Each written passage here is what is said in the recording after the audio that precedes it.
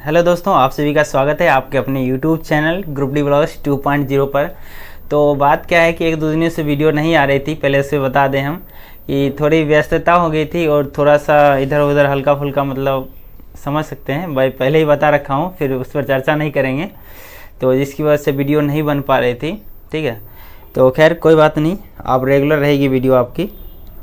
तो मैंने आपको बता रखा था कि अगली वीडियो जो आएगी वो वर्क एनर्जी पावर मैंने जो पूरा पढ़ा दिया है। अभी तो 2 चैप्टर आपको मैंने करा दिया है, स्पीड एंड वेलोसिटी भी करा दिया है। इससे पहले जो वर्क एनर्जी एंड पावर करा रखा है उसका आज फार्मूला रिवीजन है। ठीक है, जो 6-7 महत्वपूर्ण फार्मूला है और उससे बाहर एक भी क्वेश्चन आपका नहीं जाएगा वर्क एनर्जी पावर का चैप्टर से अगर क्वेश्चन रहेगा तो। ठीक है, तो उसका रिवीजन हम आज शॉर्ट वीडियो में करते हैं और इसका जो PDF है आपको टेलीग्राम पर मिल जाएगा। यानी हैंड रिटन नोट्स है, मैंने खुद उसको डिज़ाइन किया है, तो आपको टेलीग्राम पर मिल जाएगा। ठीक है, तो आज का जो हमारा फर्स्ट फार्मूला होगा वर्क एनर्जी पावर से है। ठीक है, और पहला आपको स्क्रीन पर दिख रहा होगा। फर्स्ट में जो कह रहा है कि W बराबर FS cos थीटा, यानी आपको जब कार्य निकालना हो W = FS cos थीटा।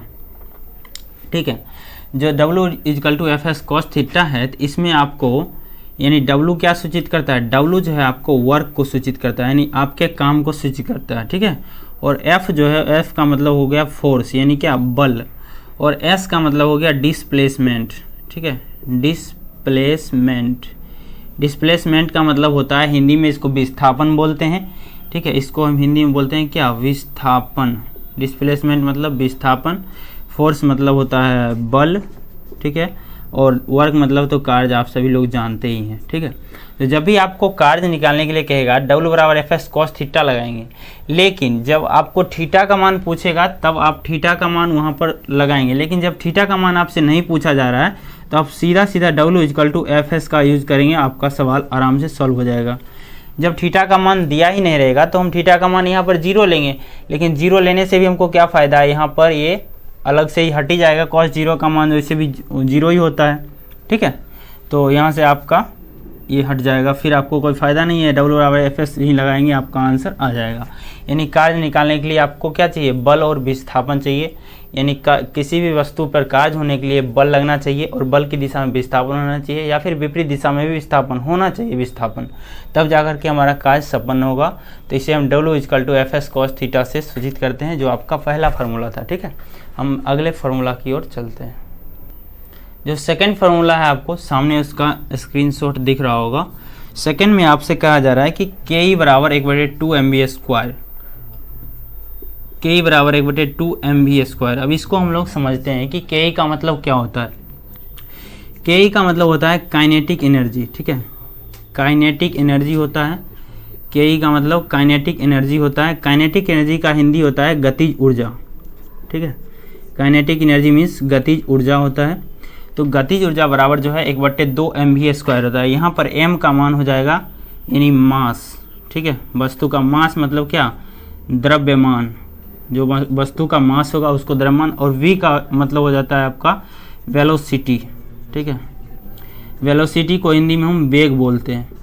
यानी जब आपको गतिज ऊर्जा निकालने के लिए कहेगा तो आप Ke बराबर 1/2 mv² लगाएंगे। ठीक है, जहाँ पर 1/2 तो आपका फार्मूला में ही है, और m आपका जो है मास यानी वस्तु का द्रव्यमान है, और v जो है वो वेग है। यदि कोई वस्तु m द्रव्यमान की कोई वस्तु v वेग से गतिशील है तो उसके लिए गतिज ऊर्जा का फार्मूला क्या होगा, Ke बराबर 1/2 mv² होता है। ठीक है, Ke बराबर 1/2 mv² होता है। यहाँ से आप निकाल सकते हैं गतिज ऊर्जा बिल्कुल आसानी से। और सबसे ज़्यादा अगर क्वेश्चन पूछा गया है न्यूमेरिकल का तो वर्क एनर्जी पावर चैप्टर से ही आया है, इसलिए इस चैप्टर को आप बिल्कुल भी मिस मत करिए। ठीक है, कि अगर कोई वस्तु m द्रव्यमान की कोई वस्तु v वेग से गतिशील है तो उसके लिए गतिज ऊर्जा का फार्मूला Ke बराबर 1/2 mv² होगा। ठीक है, अगले सूत्र की ओर हम बढ़ते हैं। तीसरा जो फार्मूला है आपको सामने स्क्रीन पर दिख रहा होगा। इसमें कह रहा है P = mgh। ठीक है, P = mgh। ठीक है, या फिर यहाँ पर P के जगह पर W भी लिखा रह सकता है, W = mgh, या फिर आप किसी और बुक में देखेंगे तो आपको U भी लिखा रहता है, U = mgh। जैसे यूथ वाली बुक में देखेंगे तो बहुत जगह पर U लिखा हुआ है। ठीक है, बहुत जगह पर W भी लिखा हुआ है, बहुत जगह पर P लिखा हुआ है। ये P का मतलब क्या होता है, P का मतलब आपका पोटेंशियल एनर्जी होता है। ठीक है, पोटेंशियल एनर्जी होता है। P का मतलब जो है पोटेंशियल एनर्जी होता है। यानी इसका हिंदी में इसको बोलते हैं हम स्थितिज ऊर्जा, ठीक है। पोटेंशियल एनर्जी का हिंदी होता है स्थितिज ऊर्जा, ठीक है। और एम जो है, एम का मतलब होता है मास, ठीक है। एम का मतलब आपका मास हो जाएगा, ठीक है। और जो यहाँ पर जी दे रखा है, जी का मतलब ग्रेविटेशनल यानी एक्सेलरेशन हो जाएगा, मतलब गुरुत्वीय त्वरण, ठीक है। गुरुत्वीय त्वरण हो जाएगा, जिसको ग्रेविटेशनल एक्सेलरेशन बोला जाता है इंग्लिश में। और एच का मतलब आपका हाइट है, एच मीन्स आपका हाइट है। ये सभी आपको पीडीएफ में भी मेंशन किए गए हैं। ये सिर्फ आपको समझाने के लिए लिखा जा रहा है कि जब आपसे स्थितिज ऊर्जा पूछा जाएगा तो उसमें आपको द्रव्यमान, गुरुत्वीय त्वरण का मान और ऊंचाई दिया रहेगा। या फिर अगर गुरुत्वीय त्वरण जी का मान आपको नहीं दिया हुआ है और आप देख रहे हैं कि डाटा अगर समान प्रकार से सीधे सीधे अंक में है, तो आप जी का मान वहाँ पर 10 मीटर प्रति सेकंड स्क्वायर अपने मन से ले सकते हैं, ठीक है। ये मैंने आपको पिछली वीडियो में बता रखा है। यदि आपने वीडियो नहीं देखा है तो आप प्लेलिस्ट जाकर के चेक कीजिए, वहाँ से आपको ये मिल जाएगी। तो कोई भी वस्तु, यहाँ पर आपको ऊंचाई भी पूछा जा सकता है। यहाँ पर पोटेंशियल एनर्जी दे देगा और मास और ग्रेविटेशनल दिया रहेगा, पूछेगा कितना ऊंचाई है, ये भी बोल सकता है आपको। तो इन तीनों में से कुछ भी आपसे पूछा जा सकता है, ठीक है।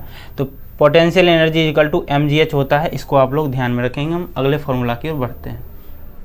जो आपका 5वां फार्मूला है, आपको सामने स्क्रीन पर दिख रहा होगा। इसमें आपसे कह रहा है पावर निकालने के लिए, यानी शक्ति निकालने के लिए, ठीक है। तो P बराबर जो है W/T होता है एक फार्मूला, और एक और होता है P बराबर mgh/T, ठीक है। इस पर मैंने एक पर्सनली वीडियो, मतलब स्पेशली वीडियो बना रखा है, वहाँ से आपको मिल जाएगा। यानी P को हम क्या बोलते हैं, इसको सीधा ही लिख देता हूँ मैं। P को बोलते हैं पावर, ठीक है। पावर यानी इसको हिंदी में शक्ति बोला जाता है, शक्ति बोला जाता है, ठीक है। और W को बोला जाता है वर्क, हिंदी में इसको कार्य बोला जाता है। और T का मतलब होता है आपका टाइम, ठीक है। टाइम होगा, इसको हिंदी में समय बोला जाता है। और ये आपको मैंने अभी पीछे वाला जो फार्मूला बताया उसमें बता ही दिया है कि G का मतलब ग्रेविटेशनल एक्सेलरेशन होता है, यानी गुरुत्वीय त्वरण होता है G का मतलब, ठीक है। और H का मतलब हाइट होता है, H का मतलब आपका हाइट होता है। तो जब भी आपसे शक्ति पूछेगा तो पहले तो कार्य बट्टा समय हो जाएगा, सिंपल सा जब रहेगा तब। लेकिन अब क्या करता है कि लॉजिक लगा के पूछता है एग्जामिनर आपको फंसाने के लिए। उसमें दोनों ही फार्मूला का यूज होता है। तो सबसे पहले आपको ये फार्मूला इनमें से कोई दे देगा और आपको यानी T निकालने के लिए बोल देगा। यहाँ से आप निकाल देंगे, ये दिया रहेगा, ये तीनों दिया रहेगा, आप T निकालेंगे, फिर P बराबर W/T लगाएंगे। तो इस तरीके से आप पावर निकाल सकते हैं, जो आपको वीडियो मिल जाएगी प्लेलिस्ट में। तो हम अगला जो आपका 5वां फार्मूला है, आपको सामने स्क्रीन पर दिख रहा होगा। देखिए ये फार्मूला भी काफ़ी चर्चित है, यानी काफ़ी फेमस है। जो बंदूक और गोली से रिलेटेड जो सवाल पूछा जाता है वो सारे इसी पर बनते हैं। और एक फार्मूला ही आपको याद रखना है, आपका सारा सवाल जो है आपको सॉल्व हो जाएगा, ठीक है। तो वो फार्मूला क्या है, वो फार्मूला है mg × vg = -mb × vb। अब आप पूछेंगे कि इसमें mg, vg, mb, vb क्या है, ठीक है। तो ये mg जो है, mg का मतलब होता है मास ऑफ द गन, ठीक है। मास ऑफ द गन यानी गन का जो द्रव्यमान है उसको हम mg से लिखते हैं। गन मतलब क्या, बंदूक का द्रव्यमान जो है वो mg है, ठीक है। और vg का मतलब होता है वेलोसिटी ऑफ द गन, ठीक है। वेलोसिटी ऑफ द गन, ठीक है। यानी गन का वेग, प्रक्षेपित वेग जो है, गन का जो वेग होगा वो वेलोसिटी ऑफ द गन होगा, ठीक है। और mb का मतलब हो जाएगा यानी mass of the bullet, mass of the bullet, ठीक है। BULLET, बुलेट मतलब होता है गोली, यानी गोली का जो द्रव्यमान होगा वो यहाँ पर लिखना है आपको। और vv का मतलब होगा आपका वेलोसिटी ऑफ द बुलेट, ठीक है। वेलोसिटी ऑफ द बुलेट यानी जिस वेग से जो आपकी गोली जो प्रक्षेपित की जाएगी उसको हम vv से सूचित करते हैं। और यहाँ पर जो माइनस आपको दिख रहा है, ये माइनस आपको क्या सूचित कर रहा है, ये माइनस ये सूचित कर रहा है कि जब बंदूक से गोली छोड़ी जाती है तो गोली बंदूक को हल्का पीछे की ओर धक्का देती है, इसलिए यहाँ पर माइनस का यूज किया जाता है, ठीक है। और जब भी आपसे ये प्रश्न आएगा तो इनमें कोई ना कोई आपको 3 दिया रहेगा, ठीक है। कोई ना कोई 3 दिया रहेगा और आपसे 1 पूछा जाएगा। अधिकतर जो प्रश्न आया उनमें से यानी गन का जो वेग पूछा गया है, बाकी ये तीनों दिया गया है। इसका मैंने प्रॉपरली करा रखा है, वहाँ से आप देख सकते हैं। बस एक ही फार्मूला आपको याद रखना है, बंदूक और गोली से जितने भी सवाल आएंगे आप सभी को कर लिए जाओगे, ठीक है।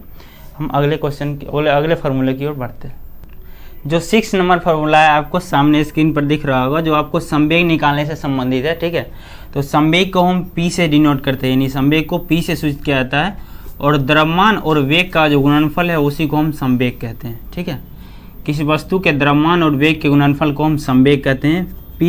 P को हम संवेग सूचित करते हैं, संवेग को इंग्लिश में मोमेंटम कहा जाता है, ठीक है।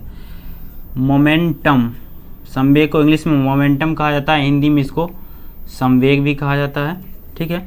और m का मतलब जो है आपका मास हो जाएगा, मास को हिंदी में जो है आपको द्रव्यमान कहा जाता है, ठीक है। मैं प्रॉपरली इसलिए लिख रहा हूँ कि इंग्लिश लिख करके भी छोड़ सकता हूँ, बट बहुत सारे लोग क्या हैं कि साउथ इंडिया से हैं तो वो इंग्लिश में समझते हैं, वो इनको हिंदी नहीं पता होता है, ठीक है, तो इसलिए लिखना पड़ता है। और v का मान जो है आपको वेलोसिटी हो जाएगा, ठीक है। वेलोसिटी का मतलब होता है वेग। तो किसी भी वस्तु का संवेग निकालने के लिए द्रव्यमान और वेग का गुणनफल ही संवेग होता है। आपको कभी कभी क्या होगा कि संवेग दे दिया जाएगा और वेग भी दे दिया जाएगा, तो आपको द्रव्यमान पूछ लिया जाएगा, यानी तीनों में से कोई भी आपको पूछा जा सकता है, उलट फेर आगे पीछे करके, ठीक है। तो P बराबर m भी होता है, बस सिंपल सा फॉर्मूला था, मैंने आपको बता दिया। और एक लास्ट है, उसकी ओर बढ़ते हैं। एक जो लास्ट है वो आपको सामने स्क्रीन पर दिख रहा होगा, 7 नंबर। देखिए वर्क एनर्जी पावर का ये भी, इसको भी हम एक बहुत बड़ा हिस्सा मानते हैं, क्योंकि ये भी बहुत ज़्यादा पूछा जाता है, ठीक है। यानी 1 किलोवाट, ठीक है, 1 किलोवाट घंटा का जो मान होता है वह 1 यूनिट के बराबर होता है, ठीक है। 1 यूनिट के बराबर होता है। यूनिट को हिंदी में हम इकाई बोलते हैं। जैसे आप मान लीजिए आपके यहाँ मीटर लगा हुआ है, जो रीडिंग, जिसमें आपकी बिजली जो खपत होती है वो मतलब उसमें रीडिंग सेव होती है। तो जब भी आपके यहाँ मीटर रीडिंग करने के लिए आते हैं तो वो आपको ये नहीं बोलते हैं कि आपका 1 किलोवाट ऊर्जा आपने खपत की है, वो बोलते हैं कि आपने 1 यूनिट ऊर्जा खपत की है, ठीक है। तो 1 किलोवाट घंटा को ही 1 यूनिट भी कहा जाता है, ठीक है। और 1 किलोवाट घंटा बराबर यानी 3600 किलो जूल भी होता है, ठीक है, 3600 किलो जूल भी होता है। और 1 किलोवाट घंटा बराबर जो है आपका 36 लाख जूल भी होता है, ठीक है, 36 लाख जूल भी होता है, ठीक है। और 1 किलोवाट घंटा बराबर जो है आपका फेमस जो है आपका 3.6 गुने 10 का पावर 6 जूल, जो सॉरी 10 का पावर 5 जूल होगा ना, 6 जूल, ठीक है, 10 का पावर 6 ही सही है, 6 जूल होता है। ये आपका काफ़ी फेमस है और आपको ये एग्ज़ाम में बहुत ज़्यादा देखने को मिलते हैं, ठीक है। तो 1 किलोवाट घंटा का मान 3.6 गुने 10 का पावर 6 जूल होता है, और 1 किलोवाट बराबर 1 यूनिट होता है। इसको आप प्रॉपरली ध्यान में रखेंगे। किलोवाट घंटा को बोलचाल की भाषा में हम यूनिट बोलते हैं, यानी उसको हिंदी में इकाई बोलते हैं, जिसका मान 3600 किलो जूल भी होता है। या फिर आप किलोवाट घंटा को सीधे जूल में करेंगे तो 36 लाख जूल होगा, जो 1 किलोवाट घंटा का मान 3.6 गुने 10 का पावर 6 जूल होता है। ये काफ़ी इंपॉर्टेंट है और बहुत बार पूछा जाता है। तो दोस्तों ये जो वर्क एनर्जी पावर का था हमने आपको पूरा रिवाइज करवा दिया है, ठीक है। और अगली चैप्टर जो नई कोई चैप्टर हम शुरू करेंगे वो आप कमेंट कीजिएगा, हमने अभी डिसाइड नहीं किया है कौन सा शुरू करेंगे, ठीक है। और जो अगला फार्मूला रिवीजन आएगा वो आपको स्पीड एंड वेलोसिटी का आएगा, जो मैंने आपको करवा दिया है ऑलरेडी, ठीक है। तो आप सभी से मिलते हैं नेक्स्ट वीडियो में। Thank you so much.